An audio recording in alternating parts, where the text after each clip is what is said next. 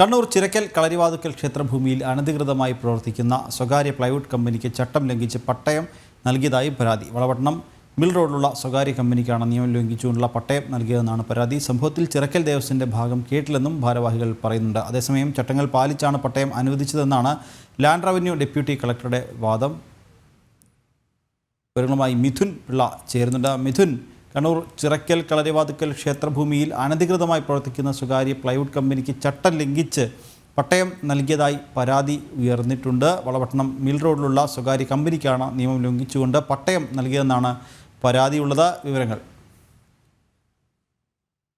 ഹൈക്കോടതിയുടെ ഉത്തരവ് പ്രകാരം ദേവസ്വത്തിന്റെ അതുപോലെ തന്നെ കമ്പനിയുടെയും ഭാഗം കേട്ടതിന് ശേഷം മാത്രമേ ഈ ക്ഷേത്രഭൂമി എന്ന് അവകാശപ്പെടുന്ന സ്ഥലത്ത് മറ്റേതെങ്കിലും സ്ഥാപനം പ്രവർത്തിക്കുന്നുണ്ടെങ്കിൽ അത് പട്ടയം നൽകാൻ പാടുള്ളൂ. മാത്രമല്ല 3 മാസത്തെ കാലയളവ് അതിന് നിശ്ചയിച്ചിട്ടുണ്ട്.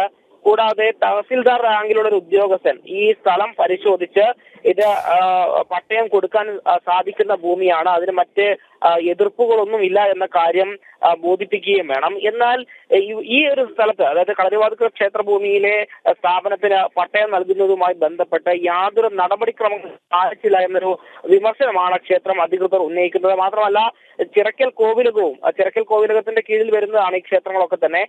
അതുകൊണ്ട് തന്നെ ചിറക്കൽ കോവിലകവും ഇതിനെതിരെ രംഗത്ത് വരുന്നൊരു സാഹചര്യമുണ്ട്. അതായത് ഈ അപേക്ഷ, പട്ടയ അപേക്ഷ ഈ സ്വകാര്യ വ്യക്തിയുടെ ഭാഗത്തു നിന്ന് വന്ന സമയത്ത് ഇത്തരത്തിൽ ഒരു ദേവസ്വത്തിന്റെ ഭാഗം കേൾക്കാനോ അവരുടെ ഈ ഭൂമിയുമായി ബന്ധപ്പെട്ട രേഖകൾ ഹാജരാക്കാനുള്ള ഒരു സാവകാശം പോലും ദേവസ്വത്തിന് ലഭിച്ചില്ല എന്നൊരു വിമർശനമാണ് പ്രധാനമായും ഉയരുന്നത്.